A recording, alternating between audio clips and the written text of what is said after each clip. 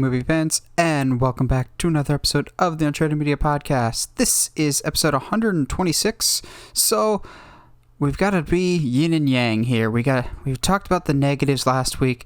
This week we're going to talk about the positives when it comes to movie marketing campaigns. This is an interesting one. I don't actually have as many for the positives as I did for the negatives, but rest assured there's plenty of good marketing. I think it's funny, though, that we talked last week about Amazing Spider-Man 2 debuting 20 minutes of trailers, and then right before we're recording this, Mortal Kombat dropped the first 7 minutes of its movie. I'm going, guys, you open in 3 days. Just stop. It's time to stop. But, Josh, how you doing today? We're doing good, man. We're chilling like a villain. It's been an interesting couple of weeks, but yeah, we're chilling. We're having a great time. You watching anything interesting? No. It's same story as last week. I've been so busy. I've been playing more video games than I have anything else. Legends of Runeterra, and I started the Borderlands pre-sequel. Because I'm gonna play Borderlands 3 here soon. So pre-sequel it's like a DLC. Okay. Technically, if your DLC is 20 hours worth of gameplay. Miles Morales. Yeah. But like it takes place in between 1 and 2 and kind of explains some character arcs, and it's really weird. But it's Borderlands, so. I've been more busy than I thought in terms of what I've been ingesting. I read today's Nightwing that dropped, which was awesome. It's a good continuation. I'm very, very excited to see where Tom Taylor and the creative team take it. Heather and I watched Happy Halloween Scooby-Doo, which is probably one of the worst Scooby-Doo movies I've ever seen. And I saw Scoob. This movie has Jonathan Crane Scarecrow, like the Scarecrow, with Elvira and Bill Nye. And most of the movie takes place in a car chase scene. It is just the weirdest movie. Like, it's so bizarre. I finally got around to watching Paranormal Activity. The concept is there. It is a good concept.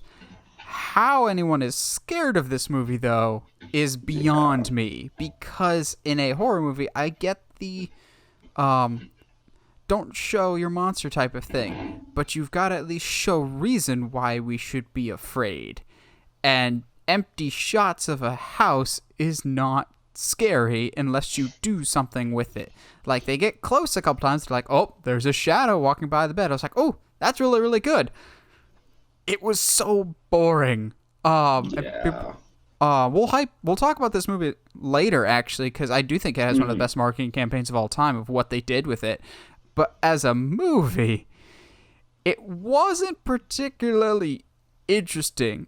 Lately, I've been a defender of found footage movies just because if you do them right, they can be scary. You and I both really like Shyamalan's The Visit. I think that's incredibly well done. I still rave about all 3 of the Hell House trilogy movies, especially the first one, though. This just was not it for me. They did a good job of making it feel natural. At no point did I feel like this is a found footage movie. This felt like a couple going through some stuff. They just forgot to make it scary, I think. Josh, I forget, did you see the first one? Many years ago. I think watching it now definitely does not help it because so much has been done since. I think, you know what I mean? I think if you watched it when it came out, it would be maybe a little scary. But see, even then when I watched it like originally, it was like, okay. Like you said, like I want something to happen. I also watched another one that everyone's just like, you got to see at some point, and it's been on my list. I finally compiled an actual to watch list. I finally watched Office Space, supposedly one of the greatest work comedies of all time. It does a really, really good job of emulating that stuck in a crappy work environment feel. Like, it feels like an office job. I've had some bad jobs and I'm just like, yep. I've definitely felt a lot of the things that's going on in this movie. That being said, one of the best comedies of all time, that's kind of pushing it there. I think I may have laughed once. Like, it's not a bad movie, but this movie often gets hyped as like one of the best comedies of all time, and I'm just like, yeah, it does a pretty good job of showing 90s office culture, but it's not particularly funny. Give me any Mel Brooks movie any day, and I'll laugh a lot more. Maybe I know comedy is subjective, so maybe it's that, but Office Space just didn't do it for me. Have you seen Office Space? Or no, I haven't. What's crazy is I used to have an Office Space shirt. Hipster? No, never. I've never seen it. Nothing. It was one of those, like, it looked like a funny shirt and it was free and it just had, like, I think you have my stapler on it, and that was it. You have my stapler? That's my experience. It was fine, but more importantly, let's get into some very fun and action-packed news this week, because we've got a lot of news to cover, which makes me happy. But kicking us off with our news is probably the most surprising news this week, just because I had heard no rumblings whatsoever that we were getting any form of promotional material for the upcoming Shang Chi movie, which it's actually pronounced Shang Chi and not Shang Chi. Shang Chi just makes me sound really, really white when I say this. So what happened was we got the poster for Shang Chi, and then like an hour or two later, we got the actual official trailer for it. And I'll be honest, this trailer is one of the coolest trailers I've seen in a while. I don't know if I like it more than like the original Godzilla vs. Kong trailer when they're fighting on the aircraft carrier. That got me hyped pretty quickly. But this one, I think it's just interesting that they went from no marketing for Shang-Chi to here is all the marketing you need. It aesthetically looks very different for a Marvel movie. I think I texted you. This felt more like a traditional Asian martial arts movie than an American-made movie, which is awesome. I agree. Just the way Asian cinema shoots their movies, how the color is used is different, and I really liked that. I never thought I'd pop so hard for a split kick, but oh my gosh. That scene on the bus was like what Captain Marvel wishes it was. But I showed Heather, and she's like, yeah, that looks really, really cool too. And we both were just like, yeah, Josh is probably living his own paradise right now, because this movie is Kevin Feige going, so Josh is kind of ho-hum about some of our movies so far. Well, we're going to make one just for him. We'll get more into it, but Josh, what did you think of the Shang-Chi trailer? It's cool. It's super cool. Like, I mean, like you said, it's shot like a traditional martial arts movie with like a Marvel scheme to it. It's just cool, good to see some actual good fighting in a superhero movie. In camera fighting. Yeah, like I never thought that it'd be something I was missing. And then, because like we have some pretty decent choreography throughout all of the Marvel films, but like you said, that split kick, I was like, we're going there. Okay, cool. And then like the big fights and just like, I'm excited. I'm really excited about it. Like you said, aesthetically, it's very different. The interesting thing about this, though, is I have seen, and this is mostly just like some of my personal circle, some people be like, yeah, but it just looks like a martial arts movie with a Marvel skin on it. And I was like, so? Yeah, what do you mean? That's the point. I'm confused. So it's like, but like some people like basically saying like it's nothing new, it's fine, whatever.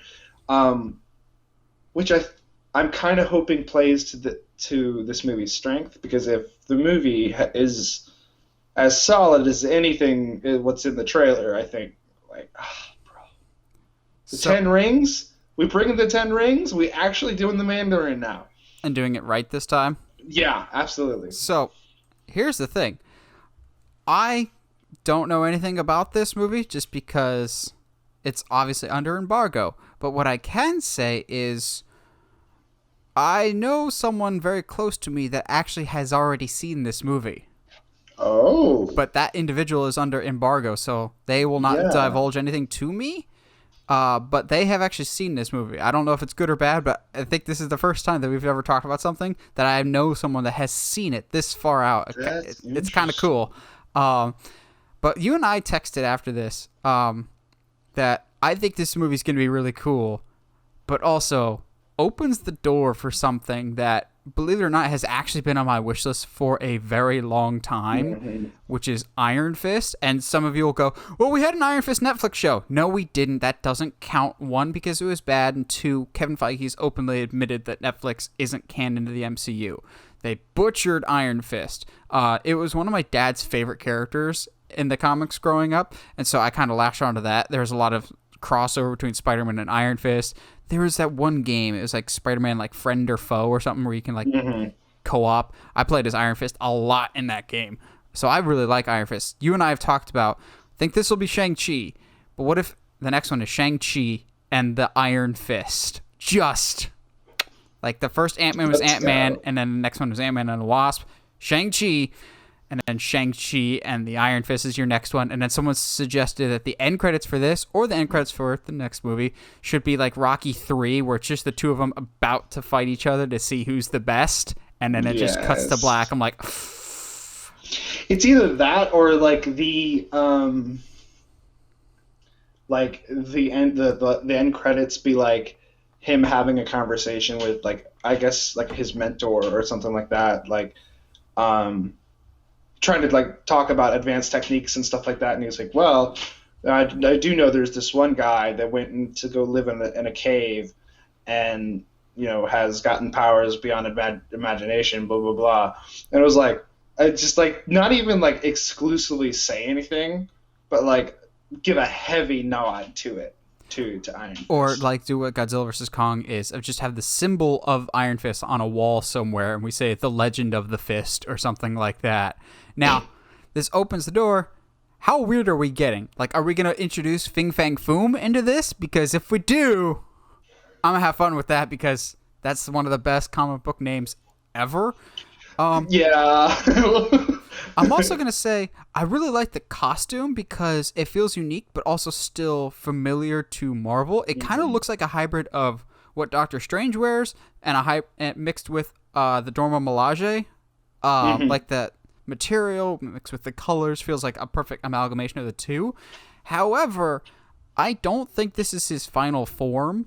Like, I No. think this is probably his first superhero suit, so to speak, and then he'll probably get something closer. But then again, maybe it's just because I don't know the character super well, but I don't think of immediately like, okay, this is what Shang-Chi's outfit looks like. Iron Fist, like, I know the green and the yellow, what he's supposed to look like at least. So I Mhm. don't know. I think the biggest thing coming out of the trailer was the aesthetics of whoever trained him. The guy on the picture here looks Mhm. so cool. It Like, really does. I need a action figure of that, or a pop figure, or whoever. And clearly, whoever's under the mask is of some significance, Mhm. Because they end up fighting later in the trailer. which looks awesome. It kind of reminded me of the Skyfall fight, of like how it Mhm. was backlit and everything else. It looks so well done. Now, will Shang-Chi's father actually be Fu Manchu like it is in the comics, or will they just call him the Mandarin? I don't. Or I think I read somewhere that it might be a new character.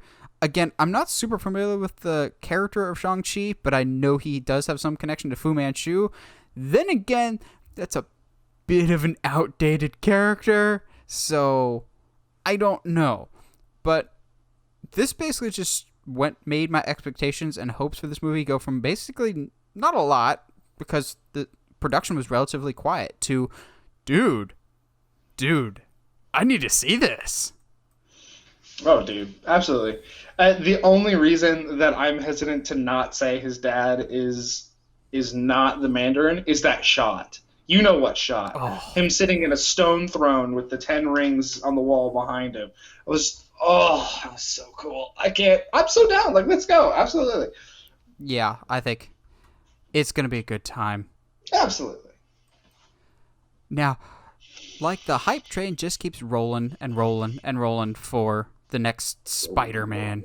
But now we've got some more interesting information because Tom Holland has graduated from not spoiling anything, but it seems Alfred Molina is a little out of practice, so to speak. The former Doc Ock and soon-to-be Doc Ock again had some rather interesting statements to make in regard to his role in the upcoming Spider-Man No Way Home. There's a lot to break down, so this is going to be a longer segment, but basically Alfred Molina, one, confirmed that he was back. It seemed unlikely because Deadline and Hollywood Reporter and all those major outlets were saying that he was back, but now, straight from the horse's mouth, Alfred Molina will be back as Doc Ock in Spider-Man No Way Home. But it doesn't stop there. He said that they'll be using de-aging technology like they did with Robert Downey Jr. for Civil War and Michael Douglas? Yeah. Right? I always get Michael and Kurt mixed up. Like they were doing with Ant-Man. And they're going to digitally de-age him to look like he was in 2004 Spider-Man 2. And that they'll pick up, at least when they were going with the script, they said they're going to bring him back right as he was falling to his death. So there's a lot of weird implications there. And we'll talk about the Happy Hogan thing later because you and I had a breakthrough that I don't think our audience is ready for. I don't think we're ready for it. Because I told Heather, and as soon as the words left my mouth, she just goes, "No, we cannot have that." Like she was more upset than you. But well, for right now, we'll stick with the Doc Ock thing.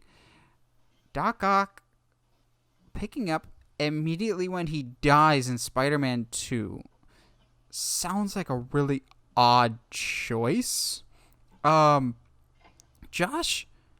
what do you think about what Alfred Molina has said? Just all of what he's been saying. I need this movie to come out so that we can stop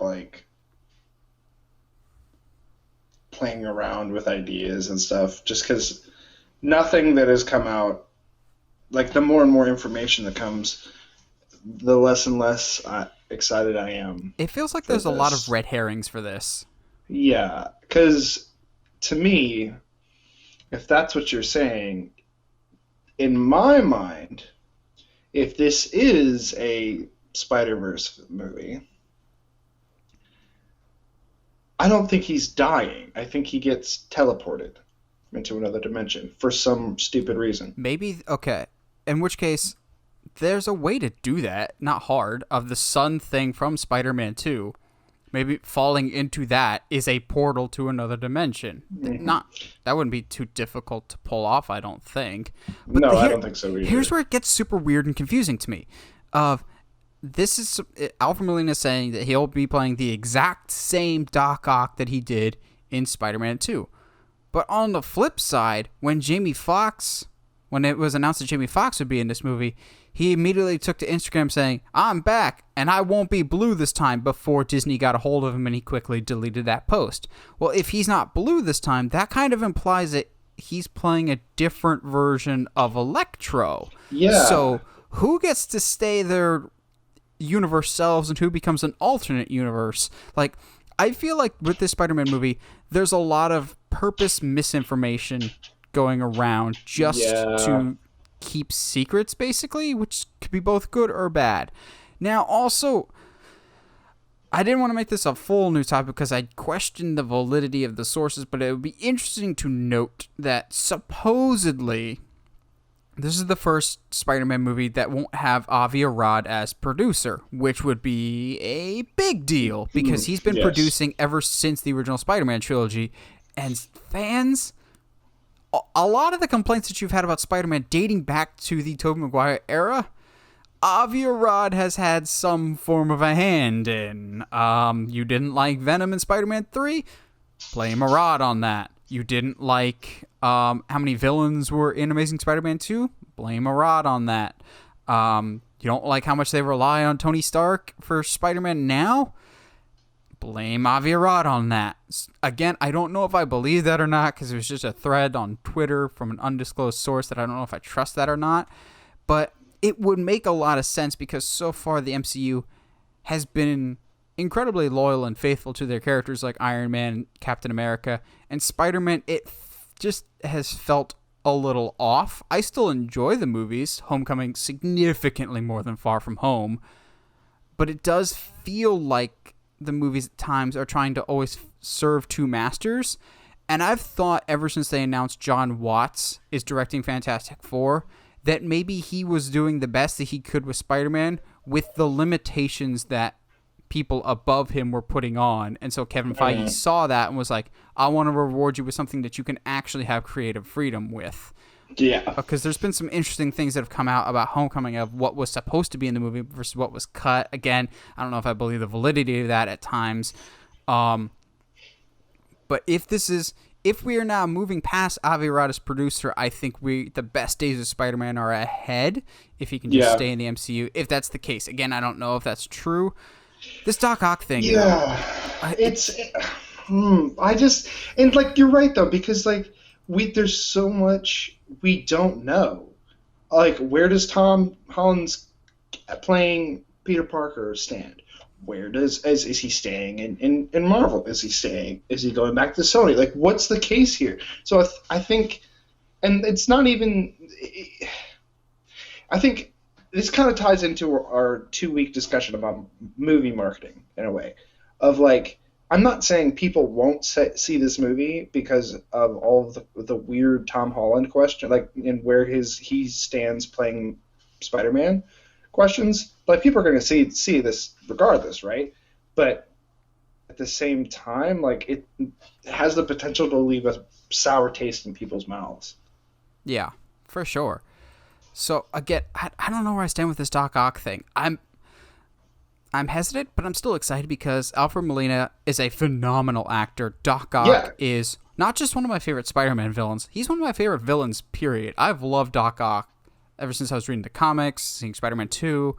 But I'm a little curious about this. Now, the other big thing that I think a lot of people are skipping over just because either they assumed it or they're so distracted by the Doc Ock thing that this is not being reported as much.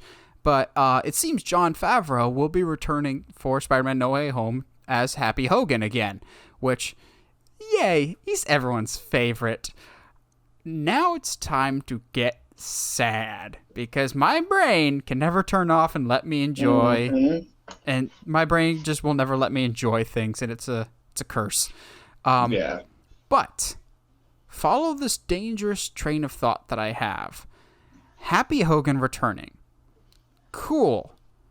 What else is Jon Faverau involved with? Star Wars. And there's been heavy speculation for quite a few years that he may be replacing Kathleen Kennedy as the next head of Lucasfilm, which would be a great idea, especially him and Dave Filoni working together. Why do I bring that up? Well, Tom Holland has gone on record. He hasn't said who, but he has said, because he likes to talk and never shut his mouth, he has said that he had to rehearse really sad and intense scenes and had to learn to be able to cry on camera.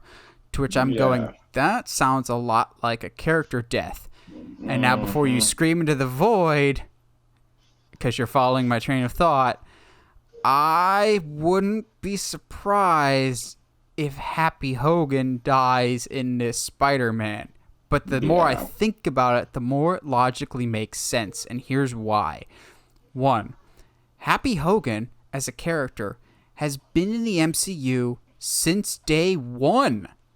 If I remember correctly, he's in like the second scene of Iron Man. He's almost there. Yeah. He's been in the MCU almost as long as Robert Downey Jr., only missing out by like a scene or two. I think Happy's one of the most criminally underrated characters in all the MCU. Everyone loves him because he's so great. He even made his scenes in Iron Man 3 fantastic, and I don't even like Iron Man 3.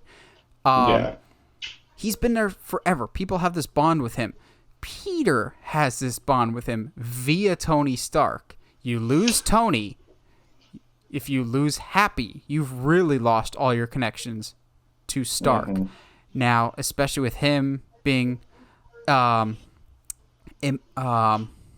romantically involved with Aunt May. Yeah. I was thinking about the right word for it. Romantically involved with Aunt May. A lot of people made fun of it at first. You're just like, this is kind of weird. But it kind of made sense, and they evolved it in Far From Home. What if, I'm not saying we will never get an Uncle Ben, but what if they're going to do a different type of Uncle Ben? A different uncle that pays the price? And since you were the one that suggested it, I'll let you be the one that says it. What do we think Uncle Hogan's legacy would be? Yeah, because it only makes sense. I mean, if you tie it in for Far From Home, when he's like, he looks like a proud papa when Peter like is back there tinkering. I love Metallica. Yeah, like, oh, bro, he just looks like a proud papa when he makes his own suit. Like, I mean, I have my own issues with that whole scene, but regardless, like, Happy is the Uncle Ben for him here, and I think with him dying and the words, and just because, again, we're talking about the guy that, you know, watched Stark go from super big corporate douchebag to, like, one of the biggest, the guy that sacrificed himself for, I said something that triggered something. Yes, you did. For Nathan. You said because he has watched Tony Stark. If Tony Stark had all this great power, he has seen firsthand what you need to do with great power, and if you are not responsible with that power. I have wanted for a while Uncle Ben to be in the MCU because Uncle Ben is the reason why he's Spider-Man. But maybe Marvel's thinking of it of, we've got enough Uncle Ben deaths. We don't need a Martha situation here. Yeah. But exactly, no, so that's the point, right? Because Happy's been there. He knows how important it is to use your power responsibly. And like, for the line, with great power comes great responsibility, coming from him, and I think anytime you have Uncle Ben in the movie, he's given to us, like, you got to build him up as this great guy, and you only have to die. Us audience members have to fall in love with him, knowing he's about to die in 15 minutes or whatever. So, I mean, that's difficult. But then if you have a character that's been around since the beginning of the MCU, seeing Tony have his shortcomings and not use his power responsibly all the time, and, you know, a lot of the issues that the Avengers face are his fault. But whatever. But maybe they play into that. Like, look, kid, like, you are entirely capable of being the quote-unquote next Tony Stark, but, like, in a way that Tony could never be. So with great power comes great responsibility. It has to come through from him on, like, as he passes away. But, like, when we were texting about it, I didn't even think of the ramifications of Happy has seen Tony firsthand with this great power and this great brain that he has use it irresponsibly. So, oh, dude, I don't want Happy to die. Happy's the best. But if you make it mean something, it could be one of the most impactful deaths, and that could be what Tom Holland is practicing for with these really emotional scenes. I think a lot of people had it pegged of maybe Tobey Maguire's Spider-Man would die. I think for the sake of the MCU, I think Happy might be a prime target, especially with him taking on more non-acting responsibilities. It's a character that's been there forever. He's emotionally attached to both Peter and Aunt May. Again, this is just us spitballing. And we were hoping for stuff in Amazing Spider-Man 2 with the webbing. This probably won't come to pass. But I'm not willing to rule this out yet. Yeah, it's too, to me, like, that's a character defining moment. Whereas, like, the webbing thing in Amazing Spider-Man 2, which, if for y'all that don't know, Nathan and I have said that Andrew Garfield's Spider-Man should have proposed using his webbing on the bridge, and then when she dies, the webbing just disappears because it only, like, lasts. Symbolism. Yeah. Anyway, but that's more like to make that emotionally hit harder. This is like a character defining moment. for Tom. Like this almost, in some ways, some way, shape, or form, has to happen. You know what I mean? Like we haven't had that moment yet, and in a lot of ways, it's kind of put a little bit of like a boot. You know, like those boots they put on cars that have Yeah. been, yeah. It's almost like holding him back that we haven't had this moment yet, and it's only because like he had that moment of like holding everything up and was like, I have to, like I'm just a kid at the end of the day, but I'm Spider-Man and have all this stuff. Like it would come full circle and maybe finally give him the opportunity to be the Spider-Man that we know. So we just talked about this Mm-hmm. last week, nonetheless. Indiana Jones 5, it's moving forward. It started casting, but now the casting is getting extra spicy, and I'm all about that spice because Indiana Jones last week cast Phoebe Waller-Bridge as the co-lead alongside Harrison Ford. Now we have our main villain with Mads Mikkelsen, and oh yes, just put this straight into my soul, because Mads Mikkelsen, if you're looking at his resume, I think when he's all said and done, he wants to collect the 7 Dragon Balls of franchises to be in, because he has been in James Bond, Marvel, Star Wars, Harry Potter, now Indiana Jones. I'm like, dude, come on. Silence of the Lambs, technically, when he was on Hannibal, which is probably what he's most known for nowadays. This dude is such a talented actor. He's usually typecast as a villain of some kind, but he can be good, as he was as Galen Erso in Rogue One. As soon as I saw this, I was just like, yep. Please. Don't even. Absolutely. It kind of pokes a hole in my like Nazi hope, because I don't see him playing a Nazi-ish character, but then again, if Indy's in his 70s, we're probably what, 1950s, 60s? I'm trying to remember where Kingdom of the Crystal Skull took place. Was that the 50s or 60s? We're even past that. Yeah, that sounds about right. I don't know. I'd have to look it up. I don't know Indiana Jones well enough, but yeah. But you see the casting. Let's go, bro. Like that sounds like I love this guy. Like why not? What could go wrong? Okay, I don't want to say that actually because Kingdom of the Crystal Skull is a thing. But yeah, no, absolutely, yeah. He's a solid choice for a villain. We don't know what the story is at all, so you can't really like Excalibur.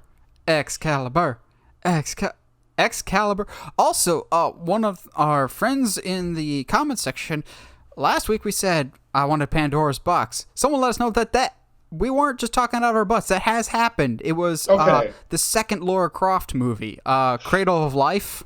Okay. I was like, thank you, good sir. Okay. Yeah, because it was one of those, like, I knew it was something. I just couldn't remember. Anyway, yeah. But yeah, it should, Excalibur would be cool. Atlantis. Even though Atlantis would be fun. I could see Mads Mikkelsen being a Volko if we didn't get Willem Dafoe. Yeah, absolutely. Make it a weird. Hey, we've already had aliens. Why not make Mads a weird twist to be the last Atlantean, and he's the preventing Indiana Jones from discovering the lost city? Let's not go. We're not the Mummy franchise. Let's not get too crazy.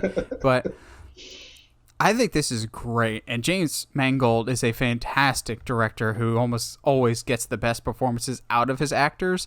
This just seems like a wonderful pairing, and I am all about it. Like, come on now. Now,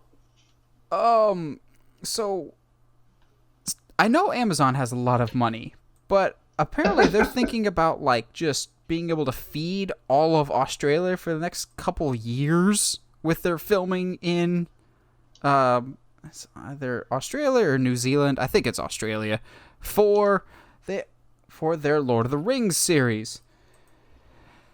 Well, I bring that up because they are spending quite a bit of money to film there.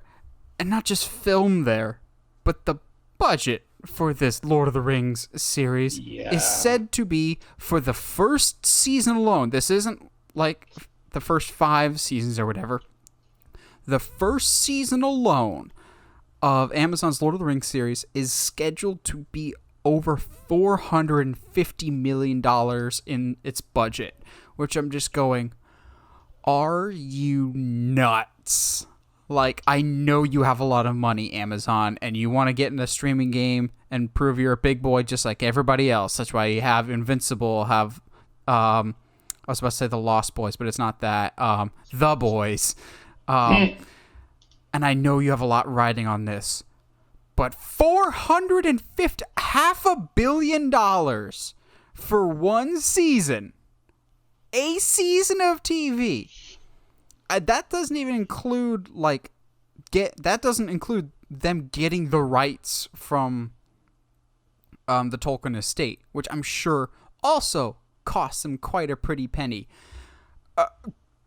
Sure, this better be the best frickin' show that's ever showed, because almost $500 million. Are you nuts?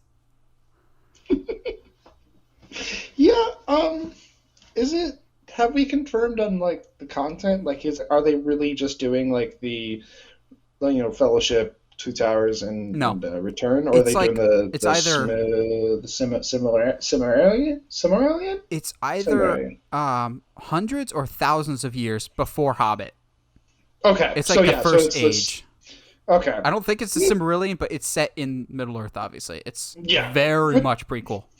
See, like, to me, that's warranted, because I don't know how much they spent to make the Lord of the Rings movies, but a lot has changed since then, and honestly, you're introducing a bunch of new characters, and the siege is going to be very CGI heavy.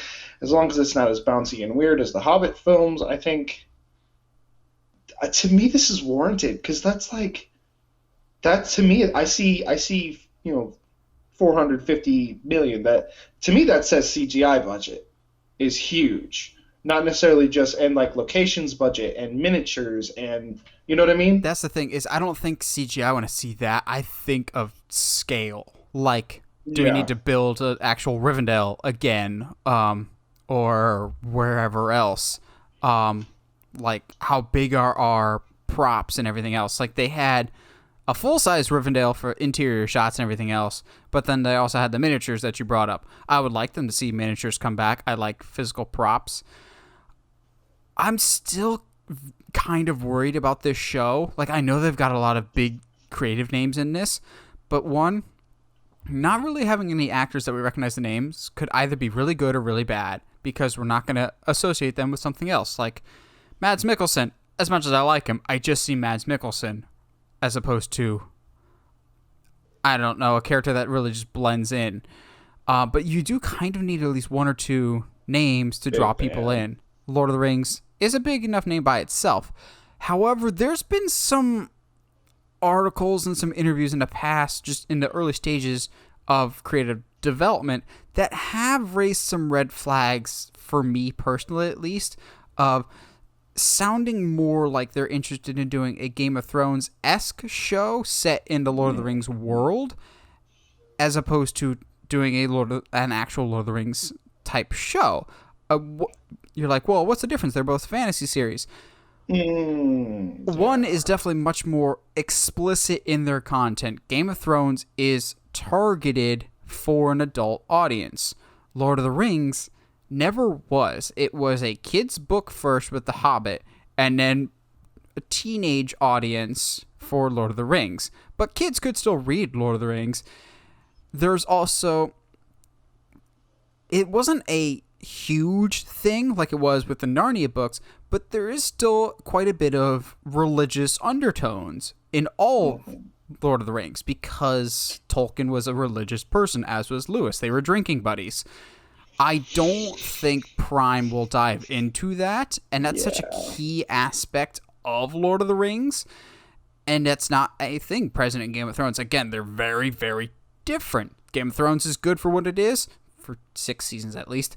Lord of the Rings is great for what it is, but they are not the same, and I do worry, and I've worried this for a while, that Amazon is just looking at this going, all right, this is a big recognizable IP that we can fit into the mold that is Game of Thrones, as opposed to basically having free reign of creative control while still honoring the legacy of Tolkien. Am I being too pessimistic, or you kind of have No, the same concerns, Josh? I'm the same concern, especially like if they're just saying this is the in the first age of Lord of the Rings of Middle Earth, like they're not like explicitly referencing any of the books. It's kind of like, how do you write a story without any of the intent of the original author? Like that doesn't make sense to me.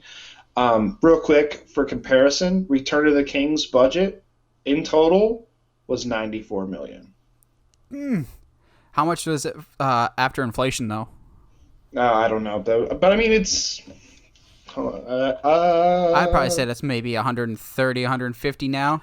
but that's Yeah, that's still still. not that's still a fraction of what Amazon's dumping into this. Now, So it's granted, a season of TV is a longer stretch of time. Like Falcon Winter true. Soldier, even though it's 6 episodes, that's 6 hours. That's almost 3 times the length of your average movie length. So time is definitely a factor. But that's the thing is with TV shows. Why do you think shows like Arrow or Smallville or any other show uses the same set over and over again? It's so that they can save money, but also just reusing those sets to keep a centralized story in one location as opposed to bouncing all over the place like National Treasure 2 did. Yeah. But I don't know. I get that they want to they really want this to be the anchor. They want this to be their Mandalorian, which I get. But I guess it's still difficult though because Amazon is in a different position than Disney or Netflix or HBO Max they don't have money issues. They rule the world basically. If Amazon really, really wanted to and there wasn't any like federal regulations or anything, they probably actually could buy up one of the other main streaming services. Not saying they could buy all of them, but if Amazon wanted to, they could probably buy HBO Max or buy Disney Plus. That's how much power they have. So they can flex this muscle. I'm not saying they should, though, is the thing. Yeah. Quantity and quality would be preferred as opposed to how much money you're spending on this. This is ridiculous. Yeah, it's what I think the hard thing too is the original Peter Jackson Lord of the Rings is so well done and it's so highly revered. It's gonna be Perfect. hard. Yeah, it's hard to top that. Yeah, we shall see.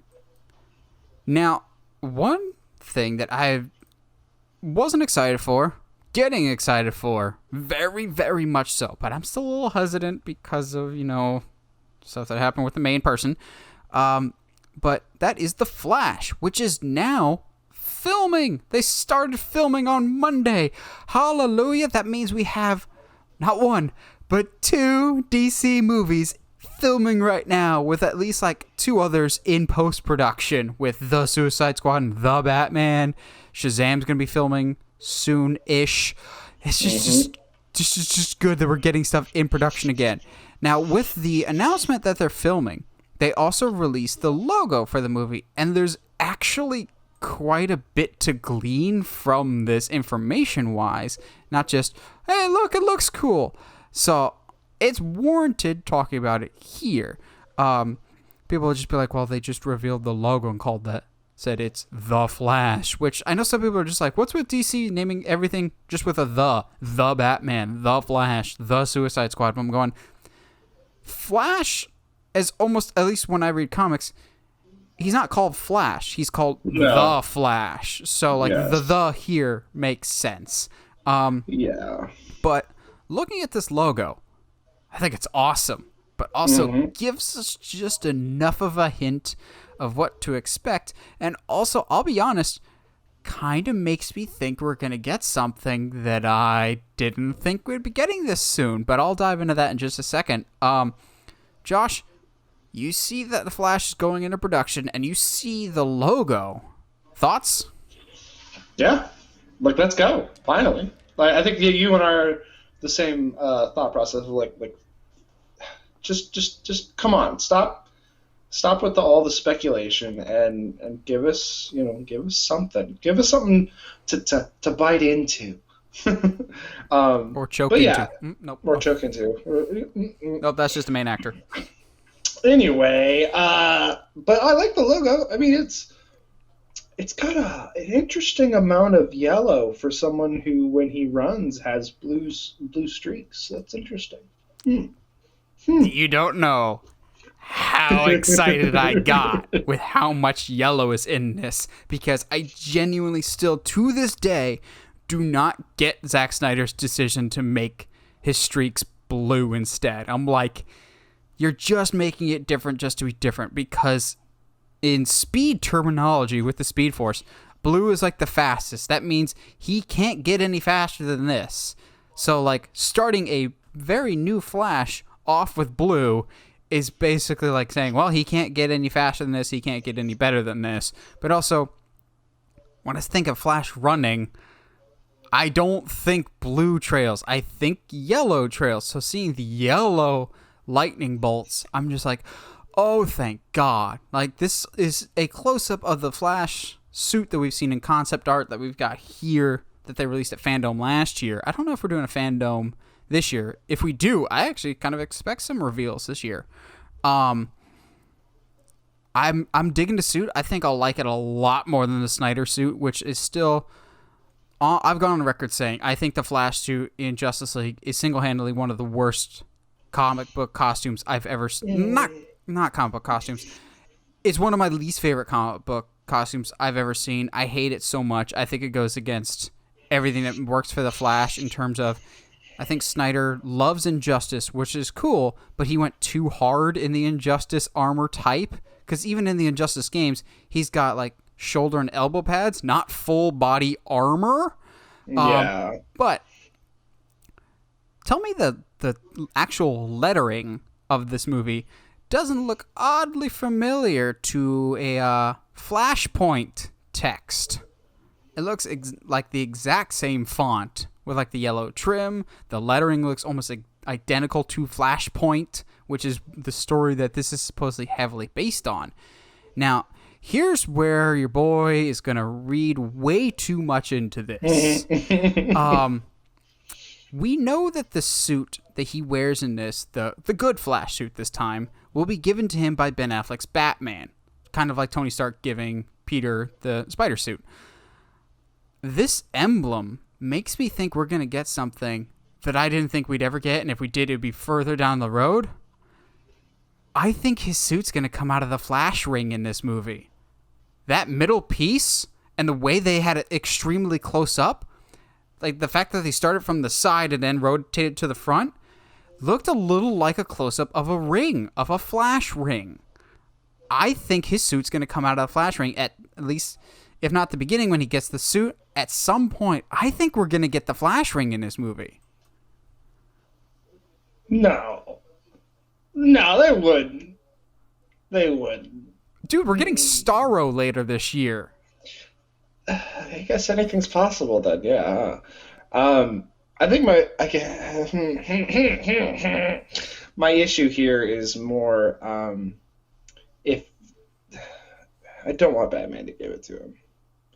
Like, the Flash is a smart guy. I mean, say what you want about that Snyder suit, he still built it himself. So, I mean, I don't know. I go back and forth on it. He's a smart guy, and if we've already established that he built literally almost a spacesuit that can withstand, going light speed, which is an accomplishment to say the least. I don't see why him being able to fit a suit in, like in a ring is that outside of the ring. I don't know. Also, I just like his more aerodynamic suit anyway. It's just more of what I know. Yeah. My question is, at least in the concept art for this and the one where he's standing next to Michael Keaton's Batman, which it's all but confirmed that Michael Keaton is in this. He's set to be in London for filming later this week. Will it have the white eyes? I'm obsessed with the white eyes for my superhero suits, even though they never do. If you want to make me even more excited than I am for Robert Pattinson's Batman, we know he's going to get his suit destroyed at some point in the movie. If his final form suit is dark blue with white eyes, I will literally die of joy. And then the end credits is Master Wayne, are you going to see the performance down on the pier tonight? Ooh! But getting back to Flash, I think this is a step in the right direction. I wasn't overly excited for Flash just because it's been stalled for so long. I feel like it was supposed to come out in 2018 or 2019. It's just been delayed so many times. And I'm still not sold on Ezra Miller's Flash. I think he's still, at least to me, too bumbling and awkward. But maybe it's a man unsure of himself. He's not a forensic scientist yet. But even then, like Flash that I know, at least Barry is not the comedic relief character. Wally is definitely more of the comedic character. Barry's not, like, emotionally distant, but he's about as funny as Superman is. Of like, they'll have their moments, but it's typically like a Green Lantern that's more funny, or a Wally, as opposed to weird ADHD type of thing, which Zack Snyder has openly said that he's ADHD in this movie. I'm going, cool? Okay. He also really likes hot dogs, but we won't get into that today. I really do think the Flash ring is there.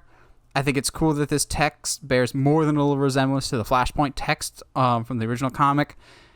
And the yellow lightning bolts make me so happy. And also, it wasn't said by Andy Muschietti, at least with this when they said they were filming today, but he has gone on record saying that, how do I put this gently, Ezra Miller will run differently in his movie. Like, his technique won't look like an awkward ice dancer, because, at least for me, I thought that was one of the worst things. Like, Flash is cool, like flailing awkwardly, and Zack Snyder would be like, well, he trained with like actual ice skaters to learn the technique. I'm like, doesn't help when you're watching in slow motion. He looks like a moron. If you want to train with somebody, train with Tom Cruise. It's just the little things. Also, I know people are saying, like, this could be a continuation of the Snyderverse or whatever, and reset everything like Rebirth, but the Snyder stuff still happened. And Zack Snyder has said there's this whole big plan that we had of, like, everyone would get their solo stories and then would come back for Justice League and everything else. Then why does Aquaman not feel like it's connected to the Snyder movies? Why does this feel like it's not connected to the Snyder movies? Why does Shazam feel like it's not connected to the Snyder movies? Just let directors do their own thing, which is what I think Warner Brothers wanted, and why they did let go of Zack Snyder is because he wanted to basically do the Dark Knight trilogy, which is fine. But if you want to build this whole world, you can't say, these characters, and these characters are off limits because I want them for my story. And if I don't know what to do with them, Jimmy Olsen, I'll just kill them off. Like, I get the wanting to do standalones, and I'm very excited for this standalone now.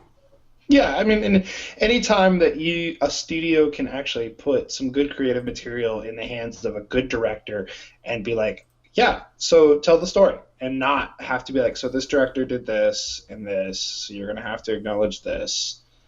And like, you can't tell a story outside of this window. Like, I think that's a good thing, to me at least. Oh yeah. Now our sponsor for this week, let's see, who's a good one? Gators Dockside for the best wings in Florida. If you gotta do Gators, especially for all you can eat wings on Monday night. That's my marketing for them. But I'm not a movie marketing person, nor should I be? I'm not a we have friends that know marketing. I am not a marketing person, but I can recognize good marketing when I see it. And a good marketing campaign can make your movie go from a 0 to an absolute hero. So, that's what we're going to talk about today. Boo! I boo you, sir. It's not my worst. I've done so much stupider. Last week we talked about the worst movie marketing mistakes of all time. John Carter, Treasure Planet. If I'm being honest, Zack Snyder's Justice League. That was bolstered by fandom, not Snyder, the studio itself. That was on their behalf. It was bad. This week we're going to talk about the good ones. It's harder to talk about the good ones because a marketing campaign, if done right, goes under the radar. You are aware of a movie's existence, and that's about it. Very rarely do you think, wow, this movie was marketed really well. But if you do, 9 times out of 10, you're probably talking about a horror movie. Because, honestly, when I was making this, I had a lot of horror movies because horror has to do a better job of making itself stand out, as opposed to, here's a man with a mask killing teenagers. But there are some truly iconic horror movie campaigns. Nathan, are you saying that slasher films aren't real horror? Slasher is my favorite subgenre. I don't know what you're talking about. Depends on the slasher. Jason X is not a horror. That's a wonderful comedy masterpiece. Yes. It's a documentary. Maybe it's just me, because I'm a messed up person. I still choose to believe that Jason X takes place in the Xenon Girl of the 21st Century universe. Yeah, why not? It aesthetically looks the same. It's just... okay, sorry. Let's not get on a tangent about Jason X again. Again. But yeah, I would agree, because in horror movies, have a, in some ways, more difficult task, because they have to get people interested in the movie without telling you what the movie is. Say you're scared, but not showing why you should be scared. But yeah, let's start with a horror movie. Let's start with the obvious one that we've got on all our pictures here. The original The Blair Witch Project. This is a genius marketing campaign that could not work today at all. No, because there's a thing called the internet that would blow the whistle on this thing real quick.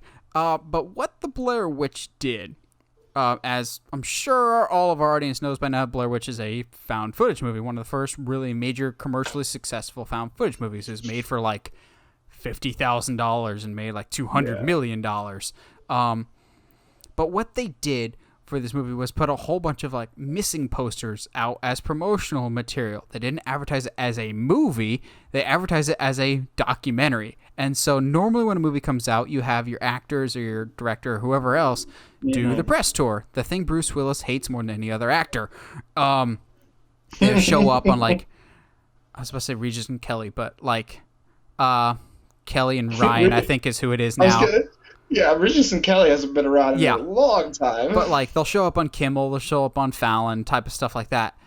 What this movie did was they tried, at least as best as they could, to present this movie as a documentary. So when they say these people are missing, they didn't have the actors show up on these press junkets. They led people to believe that this movie actually happened to these actors, which coincidentally, we don't actually see these actors like in any other movie ever again. So it does kind of lend this air of authenticity to the movie. It's still not my favorite horror movie. It does a great job of making me feel paranoid about being trapped in the woods, but I'm not necessarily scared of a Blair Witch figure.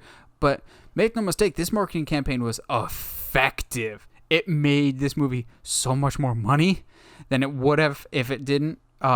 This movie single-handedly basically owes its success to its marketing campaign. It can't do it today because the internet is a thing and people can just go, oh, these people are still alive. And it's a film that looks kind of like a student film.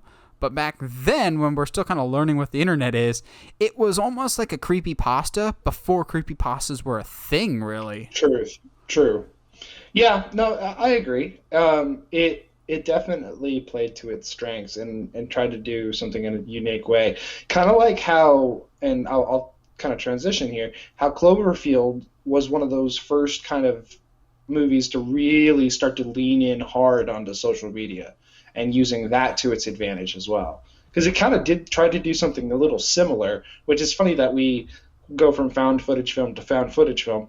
And but it kind of tried to do something similar in that it had a lot of like interactive stuff on social media. So like, I mean, because I have not seen Cloverfield, but I can tell you that I saw the marketing everywhere. Oh yeah. I feel like Cloverfield came out at the same time as, I think it was Quarantine, some other found footage movie that someone in my high school math class told me was the scariest movie of all time. I finally saw it in college. I was like, you're a wimp. Oh my god. Cloverfield, I've seen half of. I gave up because I get motion sickness with Cloverfield. I don't normally get like motion sickness with movies, but good God, it's worse than a Bourne Identity action scene.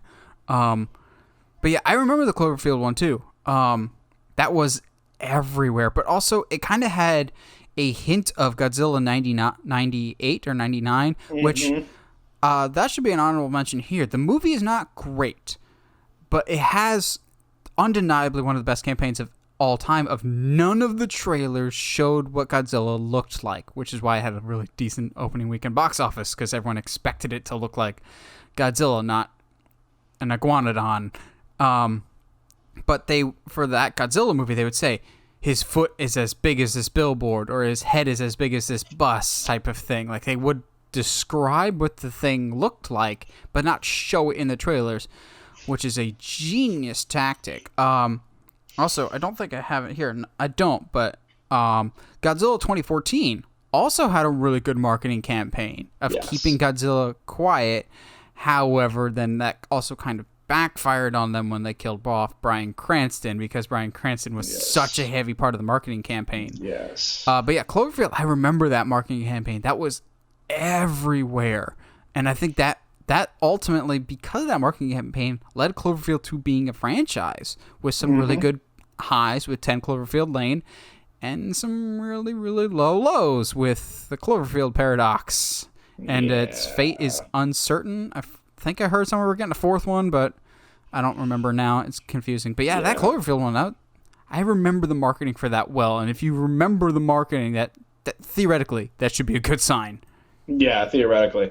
And it was, I think the big thing too was, because it ended up having a good like opening weekend, but then it definitely tapered off because people were in fact disappointed with it. But like at the end of the day, that's not the marketing campaign's fault. The marketing people were disappointed by a J.J. Abrams movie? Never heard of that. Never heard of that. Okay, but like I don't want to talk crap about JJ because I love JJ, but like, people get their expectations in the wrong spot for his movies sometimes. Yeah, because I literally Sabotage came on the radio the other day, and I think I texted you afterward, and I was just like thinking about the whole scene for the Star Trek movie where they're like, "We've got to jam their signals, play something over the radio." Oh yeah, there's a ride at Universal you can pick your music, and I almost always pick Sabotage on it because it fits well, but also I just love that song. Yeah, it's so cool. Sticking on the horror train, we'll stick on the horror found footage. We talked about it earlier, but we'll expound upon it here. Paranormal Activity. Mm-hmm. Now, Paranormal Activity did something kind of different than Blair Witch. We were moving on. I think this was 2009-ish. So we were in a technology age. We hadn't fully gotten social media-ish yet. I don't even know if Twitter was a thing yet. It probably was. But social media wasn't as big as it is now, but they relied on that. So what the thing was with the original Paranormal Activity was it was only open in a limited number of theaters, and they would have these trailers showing people watching the movie and people being scared, and that makes you think it's going to be scary. You are very curious as to what they're watching on the screen. They would intercut footage from the movie and people's reactions in the trailer, and at the end they would say, if you want to see this movie, demand your theater show it. And they would give you the information to say, either sign the petition or ask your theater to show this movie. It puts the action in the hands of the audience. They become more proactive in the success of the movie. That way it creates more of a community around the movie. I remember when Paranormal Activity came out, it felt like a big deal because people were like, oh, have you seen it? Have you seen it?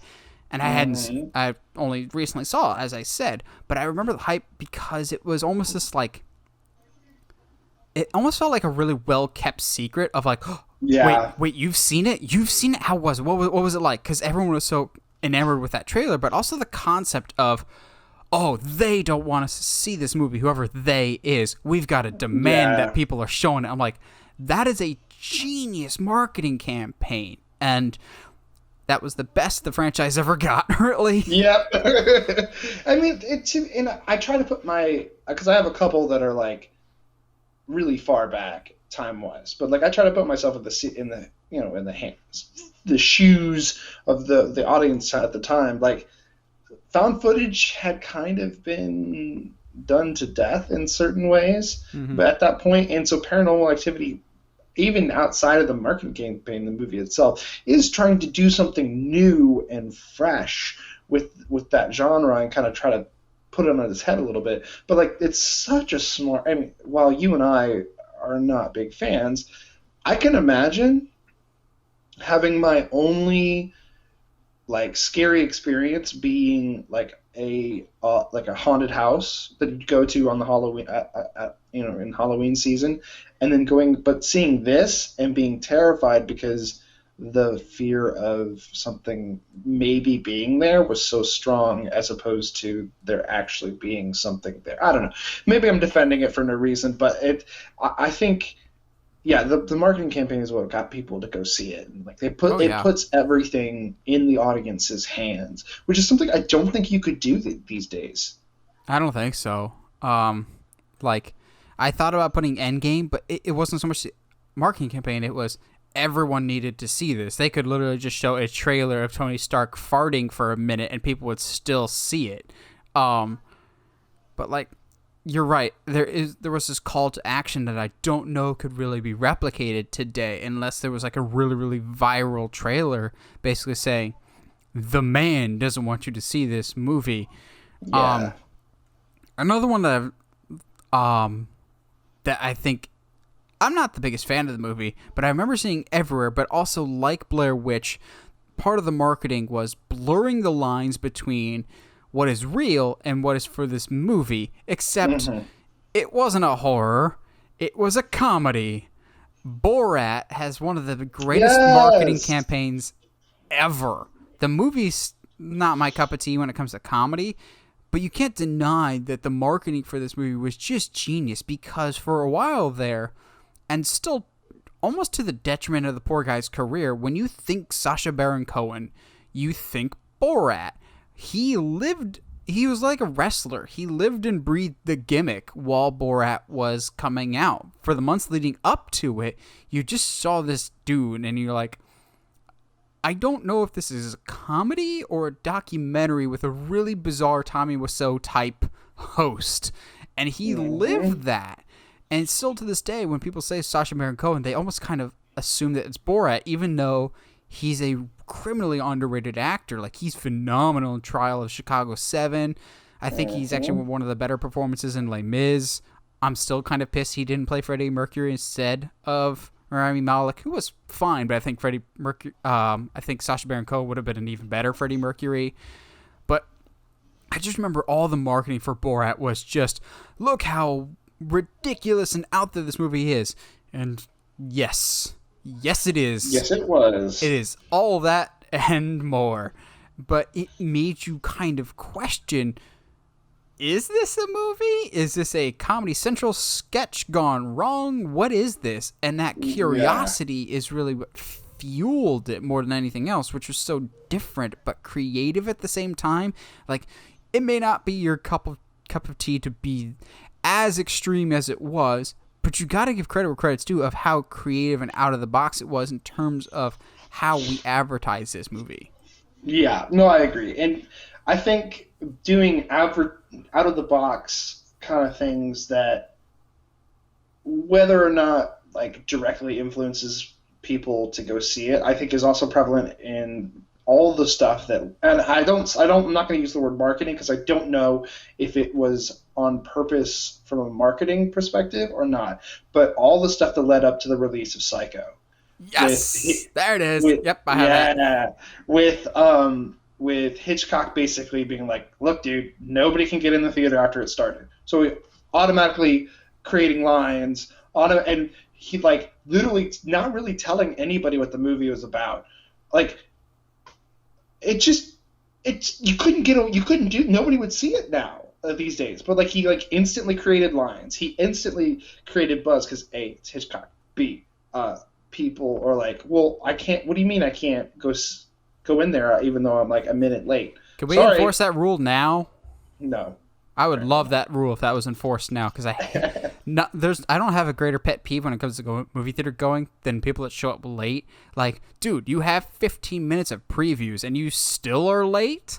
Like, I've been to movies where people show up like 30 minutes into the movie. I'm just going, what is wrong with you? Just see the next showing at this rate. But continue with your psycho. Well, no, yeah, it's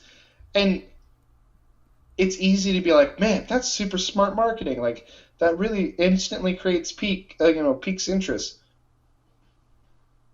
But I don't think it was for the marketing. I think it's just to protect the secret, the little secret that's halfway through the movie. Mm-hmm. But even then, that's super smart to protect that plot twist so strongly.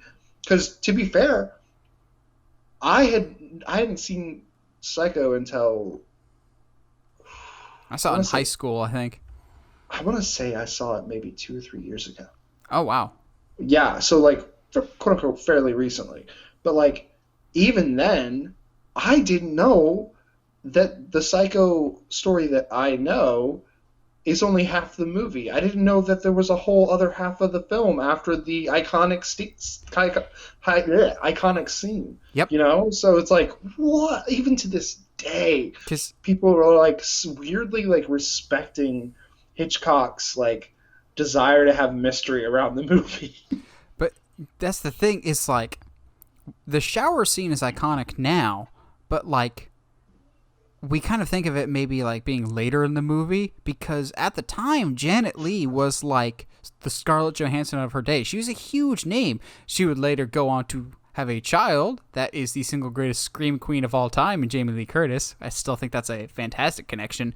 But she was a huge star, and the fact that they killed her intensely halfway through the movie, the audience, I'm sure back then, was shaken up going, holy crap. And then throw on that, everything with Norman Bates. There's a lot to be spoiled with this movie. I'm glad you brought up the not letting people in, because I had forgotten about that. When I was referring to with the marketing was the unconventional trailer. So back then, trailers were not the art that they are today of overly scrutinized and everything else. The trailer for Psycho was actually just Alfred Hitchcock walking the grounds of the movie, of the Bates Motel, having the Bates house on the hill, and just kind of describing the movie without giving plot details. Of he'd point to the house and be like, this is where it happened, the tragedy or whatever else. And that, as a viewer, makes you curious, going, well, what's he talking about? I could describe to you a monster for a solid 5 to 10 minutes, and whatever you put in your brain will be 10 times scarier than whatever I could ever actually put to film. And he knew that, too. That's why you get so much of Psycho that is tell and not showing, because it builds up that scare. And so him just going through and be like, yep, this is where this horrendous thing happened. This is where this terrifying thing happened. It makes you just go, well, what's the terrifying thing? I need to see this. Yeah, Hitchcock knew how to manipulate his audience perfectly, and I think Psycho is his magnum opus when it comes to that. I agree. And to an extent, I think that's what Paranormal Activity was trying to do. Of a lot of tell and not show, but in some ways it doesn't tell enough. It doesn't show enough. It's really funny that we keep coming back to found footage films, because I want to talk about Chronicle. Ooh, because okay. At least, and this is more of a personal one for me, from the trailers and stuff like that, I thought this was like a superhero origin film shot in a found footage form. It still kind of is. It still kind of is, but it's like a super villain origin story. It is. It really is. But the trailers, to me at least, never gave you that. And to be fair, too, this movie still to this day goes under the radar. Nobody really talks about it that much, unless you've seen it, and then you're like, Chronicle's great. We need to watch Chronicle. But yeah, no, it was it's, to me, it's an appropriate case of mismarketing. Of hey, these guys get these powers, and it's super cool, but there might be something off. And then that's it. That's all you got from the trailers, which is exactly what you need.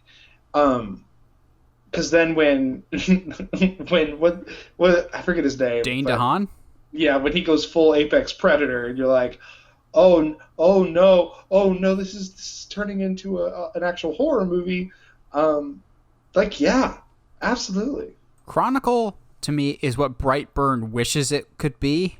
yes, Because I was so thoroughly disappointed with Brightburn, but Chronicle is that of like theoretically a good kid with superpowers that lets the world basically get to him. Yeah, I'm with you. I basically, really liked Chronicle, and I like the marketing. I think the reason people don't talk about it today is the director has gone on to just be a train wreck. yeah, fair. Van Forstick, um, all the off-screen stuff. Plus, it doesn't have the biggest names. Like, yeah, Dane DeHaan was in it, but he's not a huge name nowadays. Michael B. Jordan is a huge name, but people forget that he was in that movie, even though he was great. This is Really unfortunate that Dane DeHaan is not a bigger name because he to I me he's a good actor. yeah, I pin that more on the movie selection that he's chosen to be in. Um, I do think Amazing Spider-Man 2 really hurt his career. Hmm. Which he's in an unenviable situation of no one can come out of that character looking good.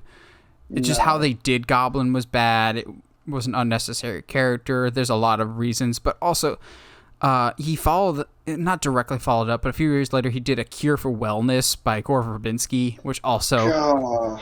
that's another bad choice to be in. Of like But and see, he wasn't that's bad in it, but that's a bad yeah. choice as an actor to be He in. he constantly is in these and like say what you will about the Green Goblin and Spider-Man 2, but he does the best that he can with the. You can tell he does the best that he can with that role because it's obvious that they're not giving him much. Like, hi, yes, you're supposed to be this guy's, complete nemesis, and we're only going to build it in one movie. And by the way, he's never mentioned you before, so good luck. So it's Yeah, yeah, and Andrew poor Garfield was the guy. same situation of he's trying his best with the material that he was given. Oh yeah, So Chronicle is one that's near and dear to your heart. One that's really near and dear to my heart that I don't think people talk about enough because the movie ended up just being fine. Even I don't particularly love it, but I remember so thoroughly being so amped for a property that I had never seen the original, didn't even know this was a sequel. But as soon as I saw the first trailer and all the subsequent material, it's just like, dude, I need to see Tron Legacy because this looks so cool. Like, yeah. it's so out of left field, I know. But the movie was fine, but I, as a kid, had never even heard of the original Tron. So when I see Garrett Hedlund, which, just like Dane DeHaan, he's made some terrible choices of movies to be in. Yeah, good job with Pan. But when I see him on his motorcycle, you're just like, okay, this is just a generic action movie. Then he gets sucked into this video game world. You're like, what is happening here? And the Yeah. colors are so gorgeous. You hear some Daft Punk music. You're like, this is pretty cool. It was all over the place from a marketing perspective. Not like incoherent, but like they draw on so many different aspects, like the visuals, the audio, like everything really came together in a really cool, neat package that really got me hyped up for a property that I had no understanding of what it even was, but just going, this has a cool factor to it. And then I saw the movie, and then once they leave the arena, it Yeah. lost me as an audience member. Like, if we focused on the games part of it, that was really, really cool. And I'm still actually kind of mad that Disney hasn't released a 4K version of this because it looks cool in 1080, but like the colors and the contrast I think would work so much better in 4K. Movie ended up disappointing, but from a marketing standpoint and getting casual people, didn't pay off as much Hmm. as I would have liked because I don't think it made a ton of money, but it hooked some people and it had a really solid campaign overall. I think that's the Yeah. movie's fault, not the campaign's fault. Yeah. No, absolutely. I think at the end of the day, it was about getting people who had never seen nor heard of Tron excited for Tron. Um, Little side tangent. You mentioned Daft Punk. I the in Borderlands pre-sequel in the bar. There's two people DJing the bar, and they have basically the Borderlands versions of the Daft Punk masks, and they're called the Stupid Rebels. I was like, yeah! I was supposed to didn't call them like Punk Daft or something. It was so, dude, it's Borderlands. They do whatever they want. It's funny. I know you said you didn't, but I do want to talk about Endgame. Okay, that's fine. Mainly because, right, the marketing itself is good, but like you said, it could have had. It was basically like it was a breakaway. It was a wide open receiver downfield. You just have to get the ball to him for the touchdown. Yes. You just have to not screw it up, basically. Mm-hmm. But to me, that is the ultimate form of marketing, where you have had a decade of, for the most part, pretty solid movies, all building up in a storyline, culminating in one final moment, one final film. Like, there's no better marketing than that. Like, you've created a movie event. Now, like, people have to go because they don't even. I knew people that didn't even care about Marvel movies until Endgame was the trailer for Endgame was dropped, and they were like, well, I guess I'm gonna do a whole marathon and then go watch it. And it was like, because they want to be a part of the event. Yeah. You know what I mean? So it's like, now that I think about it, you're right. That's the best form of marketing, is having good movies. Yeah, I think, that now that I think about it, you're absolutely right. It made the movie feel like an event more than anything else. This is a big deal. This will go down in history. It felt, Endgame, the marketing made it feel historic. Like, hey, you guys better get your tickets for Thursday night when this thing opens, or else you are a loser, and your friends will all tell you about how great it is that next day at work while you just have to sit there like, I don't know what you're talking about. Because I remember the day tickets went on sale, they had like some trailer that I watched, and the end of the trailer said, tickets on sale now. I remember watching that as I was had my car parked in the parking lot, about to go into work at my job at the time. I'm going, okay, I'm not waiting. I don't care if I can leave work early enough that day or not. It's Endgame. I need to make sure I see it first showing. You gotta get tickets. And so I, for big movies, I'll see them with my parents and Heather and I. That one, I don't know. I was just like, I need to get tickets. So I just got tickets for Heather and I. And then everything crashed on like Regal, AMC, everywhere else. And so my dad, in his infinite wisdom, I had already gotten the tickets. But to get tickets for him and my mom, he actually physically went to Regal, and they're like, oh yeah, we still got plenty of stuff. Nobody's gotten stuff because everyone's crashed. So he's still very much if not working on the computer, I'll just physically go and ask, and it was fine. But yeah, Endgame's marketing made it feel like a big deal, because it was a big deal. No other movie had this much build-up, and we thought Endgame would be the end of it, but it seems like they're just basically not starting over, but like starting a new phase 1 type of situation.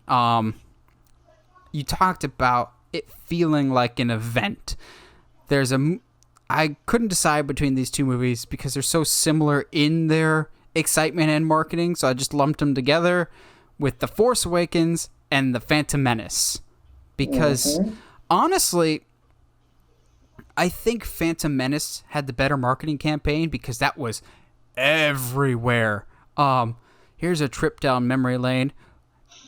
I don't know if you did, Josh, but did any of you at home have those awesome, like, they weren't snow globes, but like little tiny snow globe-ish toys from Taco Bell that were everywhere? It was so cool. They had all different planets. Like, I had the Tatooine one that had Qui-Gon and Darth Maul fighting. It was so cool. But Phantom Menace stuff was everywhere, and it got you so excited. Like, I remember it came out the day I graduated from kindergarten, and everyone was asking when we're getting ready for stuff, "Are you seeing Star Wars tonight? You seeing Star Wars tonight?" Because it was just this buzz. But I more distinctly remember Force Awakens just because I was older, obviously. And that was... I think Phantom Menace, even as a kid, I could feel the energy because it had been so long. But Force Awakens was, okay, are we allowed to hope again type of thing. Phantom Menace, people were just excited because it hadn't been Star Wars in 19 years. So they were excited for any Star Wars whatsoever. Whereas Force Awakens, you and I will still say the prequels are not that bad. But a certain generation hates the prequels. So they kind of were more cautious going into Force Awakens. But then, like the Kool-Aid Man, the trailers just come bursting in. Chewie, we're home. Actually, no, that was the second trailer. The first trailer. Yeah, the first one. Bro. The first one. The first one has Rey riding that Godiva ice cream bar. And then shows BB-8. I still think it looks like an ice cream bar. It shows BB-8. And then the moment that lit up the internet, Kylo Ren activating his tri-saber. No, Kylo Ren activating his tri-saber, and everyone's just going, are you allowed to do that? Are lightsabers allowed to look like swords? And then everyone having debate. I still think it's one of the better lightsabers. And then it goes to black. And then the Millennium Falcon does a barrel roll that we've never seen before. You're just like, like my dad doesn't really get emotional. He's pretty stoic when I show him trailers and stuff. That one, when the Millennium Falcon shows up, he just cracks this big old smile like it's a return to the... It's like drinking chicken soup. It's just returning to what feels good in your gut. Here's the thing, too, is it's a good trailer when I can watch it now, years after the movie. Oh, yeah. And years after Last Jedi and Rise of Skywalker, and still be like, bro, I need to go watch Star Wars. Like, it's not even like to watch the prequels or any of the movies specifically. But just like that gets me. That hits me right in the feel of like I have to watch Star Wars now. Like, and Force Awakens is still great. Come at me, it's so good. Oh, absolutely. But like that burst of the score and the Millennium Falcon. Oh gosh, it's just so good. Or it's like the second trailer when it's like, Chewie, we're home.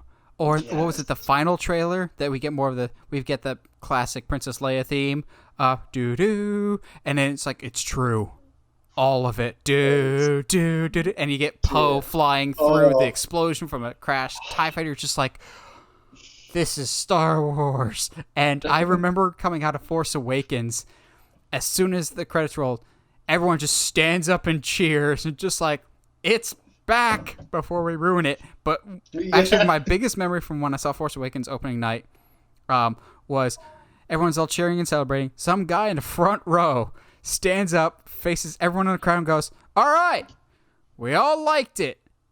Now let's not say anything until we get to our cars so we don't spoil it for the people coming in. And I'm just going, that man is a hero. Bro, I have never seen the amount of like spoiler rage, like for any movie ever, than Force Awakens, like specifically. That was I need to see this opening weekend thing. Yeah, but like even like the week after, people were like, "Bro, you can't. Just don't talk about it until you get to your car. Don't talk about it. You don't want to ruin it for people." And I was like, "Dude, like, wasn't like even Mark Hamill came out and was like, guys, like, don't ruin this for other people. Like, it's gonna be really cool. Like, I just." And then to go back to those times, man. Just to go back. But see, like, I think, and maybe I'm an optimist, but like, I still go back to Force Awakens, and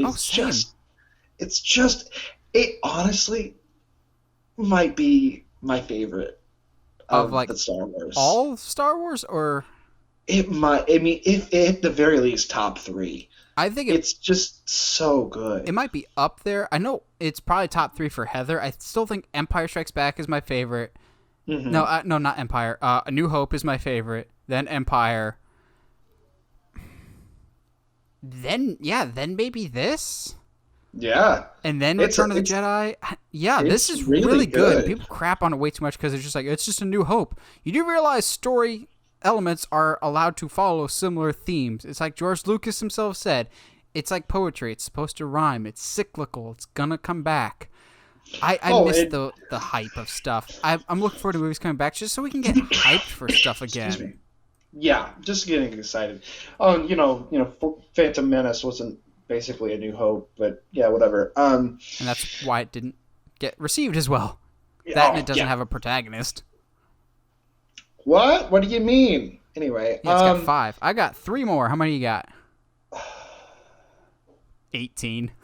I have 2. Cool. I don't know if I said that weird. I had to count. I got my last horror one I'll get out of the way. And all I need to say is, in space, no one can hear you scream. Because Aliens trailer is so good and so terrifying without showing a single thing. It's a combination of, I think, the trailer's great, but the tagline, in space, no one can hear you scream. You immediately get that isolation, that terrifying, I'm all alone up here, but the egg in the center of the poster, which is still one of the best posters of all time, going, what is that? Like, I can clearly tell that it's an egg, but I do not trust said egg. Even though everybody walks up to it every single time. Oh, yeah. Let me stick my face right into this thing. It's easily one of the best taglines, and for one of the best sci-fi horror films of all time. That's all I got to say. Like, I just, like, when people are like, why is what about the marketing really did it for you? I'm like, it's solid. It's a great trailer before there were great trailers. Yeah, it doesn't give it a lot away. It gives you exactly what you need to want to go see the film. The tagline's great. Like, yeah, egg is terrifying, like you said, even though throughout the entire series, it's almost a running gag at some point. And it's because people, like, the whole audience is like, knows what the egg is. But as soon as you put an egg on the screen, everybody in the audience goes, he shouldn't, but he's gonna put his face over it. Or yeah, or there it goes. I make fun of people in Prometheus, just like, hey, there's a weird looking cobra looking thing with a butthole for a face. I'ma pet it like it's a snake. Dummy. Like, that's a great idea. Or the one is like, really, of, hey, I'm on this alien planet. I'ma take my helmet off. Yeah, like, I'm fine. Gosh. Like, come on now. Alien has some of the stupidest protagonists. Yeah. I mean, the running gag of the Prometheus school of running away from things is a thing for a reason. Yeah. My last horror is Invisible Man. Ooh. Because okay. I know you have certain feelings about the movie now that you've seen it, but I also know what your reaction to the trailers were. The trailers were like that final shot of like her like looking around panicked and seeing the breath that was go great. out behind. Exactly. Like, the movie it's not for everyone, especially if you're expecting more of like a traditional like Invisible Man story, but dude, is it to me it's a good movie. But the trailers got butts in seats, which is what it's supposed to do. I have a slight issue with, I think it was one of the trailers, is they've relied so heavily on the marketing of that shot when she's in the attic and looking down at the steps leading up to it, and she throws the paint and he's right there. Yes. That would have been a phenomenal scare to see in theaters. But as soon as you go to the attic, you're like, well, we know where this is going, because thankfully the trailers showed us. Like, I get kind of annoyed when trailers show us the best scares or the best jokes. I know that you have to do that, but at the same time, in a movie that really doesn't have a ton of jump scares, that was one of the better ones, and you blew it on a trailer. I do appreciate, though, with Invisible Man, it freaked out a whole audience that wasn't even expecting to be freaked out. All those people that are like, what's the actual fear of, like, people that are afraid of holes or like holes on people's skin. So when he shows up with his special suit, I know there's a whole bunch of people that are even more triggered because it's like the suit is holes basically. So a whole bunch of people are like, I'm going, it's a weird fear, but I'm afraid of snakes, so I'm not going to judge you. Yeah, it's to me, it was a solid. the point of a trailer is to get butts and seats, and that's what it did. So Fair. I'm gonna let it have it. My last two are both superhero movies. My last one is a superhero movie. I think we have the same superhero movie for our last one, so I'll save that one because it's the best ever. Yeah. But a movie that we have not talked about in quite a long time, even though it is one of my top 2 or 3 favorite/best movies I've ever seen, is The Dark Knight. The marketing for The Dark Knight was everywhere. That first trailer where you hear Joker's voiceover and then you see his face for the first time of what Heath Ledger's Joker was. All the internet haters that were just like, really? We're getting the guy from A Knight's Tale as Joker? Just went, oh. Yeah. Oh my. But I remember seeing all the posters for Harvey Dent with the I Believe in Harvey Dent button covering up half his face, and then Batman with the Batarang covering half his face, and Joker something was covering half his face. I think it's just a shadow. Maybe. But like a whole bunch of, they relied very heavily on Joker in the marketing campaign, but I like it when movies can integrate other elements. Like I think we're on the same page with our last movie is that kind of marketed, bombed other movies. And I kind of got that impression with Dark Knight of just like, it was everywhere and they incorporated so many different elements. It wasn't just trailers and posters. It was like, I Believe in Harvey Dent banners or subsequent material. Like, I feel like there's, like we talked about with the Paranormal Activity, there are certain parts of the marketing that were audience dependent of like, if you guys do this, you unlock an image or you can unlock the trailer type of thing, and putting that power in people's hands can be really, really creative. I just remember seeing so much promo material for Dark Knight. Like, they went all in with it, and clearly it paid off because it made over $1 billion. That truck flip in the trailer,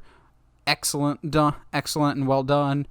I don't think there's anything about The Dark Knight that I would change from a marketing perspective. Unfortunately, I feel like part of it is probably due to the unfortunate passing of Heath Ledger. Everyone had that buzz of, we need to see his final performance, even though his actual final performance was in The Strange Mind of Dr. Parnassus, but no one ever talks about that movie.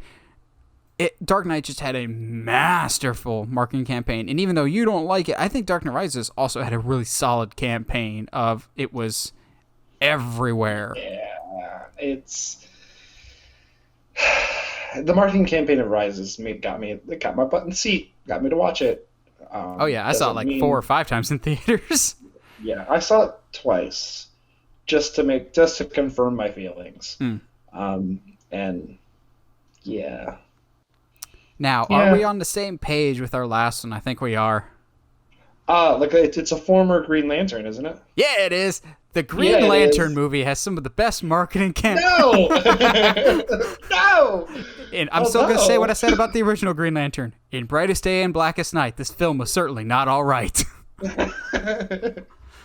But we got when you talk about good marketing campaigns, you absolutely have to talk about Deadpool. Yup. Of like, whether they got permission or not, Deadpool basically hopped on other movies' backs like Yoda, and we're just like, you're my movie now, because Deadpool was everywhere. But Deadpool as a character, at least he makes sense. It's not like shoehorned in. I remember it kind of had the same, but not as big of like a Snyder Cut thing. Fans were demanding this after someone, most likely Ryan Reynolds, leaked that test footage of the Deadpool action scene that was never filmed. Test footage, big air quotes. Yeah, okay, test footage. Well, it was CG. It wasn't actual film stuff, but they're just like, if we made a Deadpool movie, this is what it would look like. No one ever fessed up to who leaked it, but it seems very, very likely that Ryan Reynolds himself was the one that leaked it. But that made people just go, yes, we would very much like to see that. And so once they finally did make it, it was everywhere. I remember seeing the poster it showed Ryan Reynolds and Morena Baccarin, and this Valentine's Day, like they made it look like it's just your stereotypical rom-com. And I bet you anything that suckered in a couple couples to see that movie, just going, it's gonna be a romantic comedy, and then International Women's Day happens, and you're like, this is a very different movie than what I was expecting. But then I remember, I don't know if you remember this, but when around the time Deadpool was coming out, a whole bunch of movies at like Walmart or Target got new sleeves with Deadpool on them. So like, Yes. if you wanted to get Gremlins, you would have Gremlins, but with Deadpool on the cover, or Top Gun would have Deadpool with like Tom Cruise's jacket or something like that. Like they went all in, and it wasn't just trailers or posters. It was, we're going to make sure you know, everywhere you look, Deadpool will be coming out sometime soon, and it's going to be balls to the wall nuts. It is, and it was. And like even like the marketing for the second one kind of did the same thing, where like I vividly remember pictures, like big huge billboards of Deadpool just like laying like one of the French girls. Like just like it was like, okay, cool. Like you said, they just put him everywhere and you could not avoid it at all. It was like, guys, yo, this movie's happening finally because you asked for it and we made it happen. So now go see it because we need you to. Also, I think it helps that a lot of times actors, and I don't blame them at all for this, they clearly get tired of marketing. They have to sit and hear the same questions over and over and over for weeks on end. Having an actor be so active in the marketing campaign, I feel like Ryan Reynolds specifically was involved with a lot of this marketing to make it work. Really, really helps when your actor has this much enthusiasm and passion for a character and just like, no, this is going to happen because I'll make sure that it happens. I'll go to bat for you marketing people because I'm Ryan Reynolds. I just care about this character so much that we're going to make this happen. And that really is a big step that you don't see a lot of actors take. Like, I think Deadpool is fine. It's not really my cup of tea. I still enjoy it, but it's not my favorite superhero movie. But there's no denying you will never get a better Deadpool than Ryan Reynolds because of his passion for the character, but just he was willing to go for it all the way. Yeah. He just is the character. And like something that I wasn't even aware of before with the weird relationship between Ryan Reynolds and Hugh Jackman. I didn't know that was a thing until now. All of the marketing, like it's great. Good times. Well, good times. Well, what do you guys think are some of the best marketing campaigns? What are some either like trailers or things that movies did that made you just go, well, now I have to see this movie. That was amazing. Let us know in the comments below. We always like hearing from you guys. And as always, if you like what you hear and you want to hear more, subscribe to us on whatever platform you're listening to us on, whether it's iTunes, Spotify, Google Podcasts, or YouTube. And if you haven't already, subscribe to us on YouTube at Uncharted Media. And as always, stay sharp, movie guys and gals.